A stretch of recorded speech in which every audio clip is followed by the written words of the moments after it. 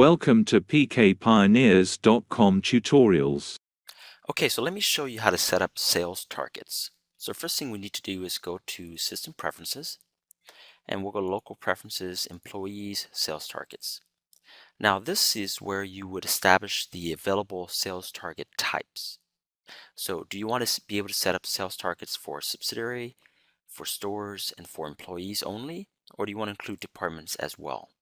Or maybe regions and districts and departments? So you choose. You choose. By default, Retail Pro will allow you to set up sales targets for subsidiaries, for stores, and employees. So we'll go ahead and keep the defaults for now. We'll select Update. So now let's go and create our sales targets. So under Employee Management, Sales Targets, we'll select New. So the first thing we need to do is set up a subsidiary sales target. So let's pretend that we have a sale. We plan to have this big sale.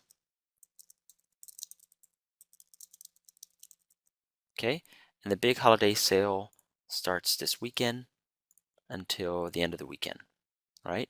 And let's say that we have a target of $100,000 to be generated during this big holiday sale. That's it. You just put in the target amount. Now, we're not going to put in a target quantity sold amount. We'll just use the cash value. So go ahead and save this. Perfect. So now we have a subsidiary sales target. So now let's create a store-based sales target within that subsidiary. So select Add Targets on the side menu, then select Add Stores. These are all the stores within this target, within this subsidiary, excuse me. So let's bring all the stores over, say OK, and let's give each store a target of 20,000.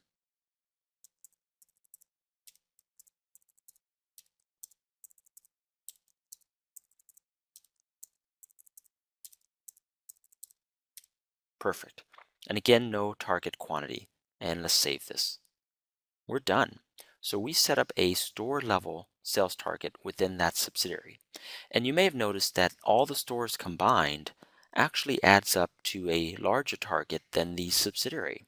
This is okay. So Retail Pro will let you do this. So if everyone meets their quota, your subsidiary will actually exceed its target. Perfect.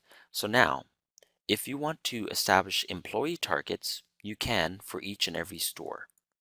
So for demonstration purposes, let's say that we want to set up employee targets for store 3.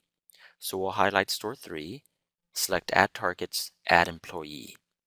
These are all the employees assigned to store 3, and let's just bring over to the employees, Kent and sysadmin. We'll say OK. They appear on the bottom here, and we can put in their target amount or quantity. Again, let's stick to target amount, and let's say each person has a $15,000 quota, right, target, which again exceeds the overall store target, which is okay, and save. We're basically done. At this point, we have a sub sales target, a store sales target, and a employee sales target. So I'm going to back out, and what we'll do is let's create some data so you can see some numbers in a few moments. Because again, sales targets will ultimately be compared against performance, right? So we'll select New, and let's sell a few items here.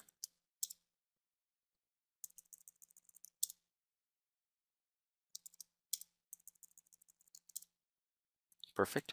And let's make these a certain quantity. All right. And again, this is sysadmin selling these items at store 3.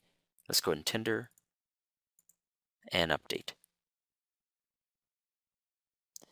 Let's do another transaction, but this time let's do it for the Kent associate. So what we'll do is we'll change Kent here at the document associate. It will change the line item associate as well, and we'll update.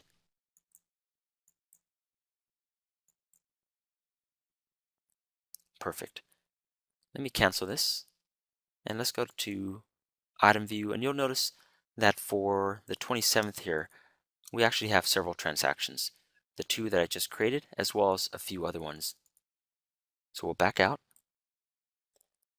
and there are a number of reports primarily in the summary area here, that will allow us to view our sales targets against actual sales performance. So for example, here's one and here's one. Now, before you view these reports, it's actually quite important that you update the delta table because some of the information may not appear, okay, depending on the report. So I'm going to back out a little bit here, and there's actually a update delta function built into the report viewer. So you can just run it here, or if you have the delta table being built automatically each night, that's fine. But if you need to do it, you can do it manually here. So I'm going to do a full delta build for my subsidiary. This may take a few seconds here.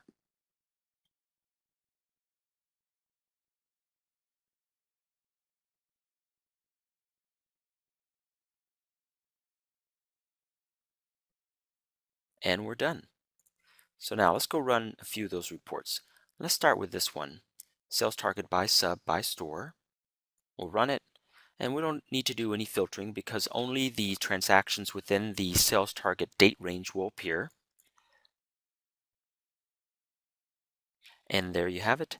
So if we go to store 3, because we only have sales transactions for store 3, notice the actual sales compared to the sales target. It actually gives you a percentage of the target met thus far. So that's it. It's basically comparing actuals to your target. Let me close this really quick, and let's run another one here.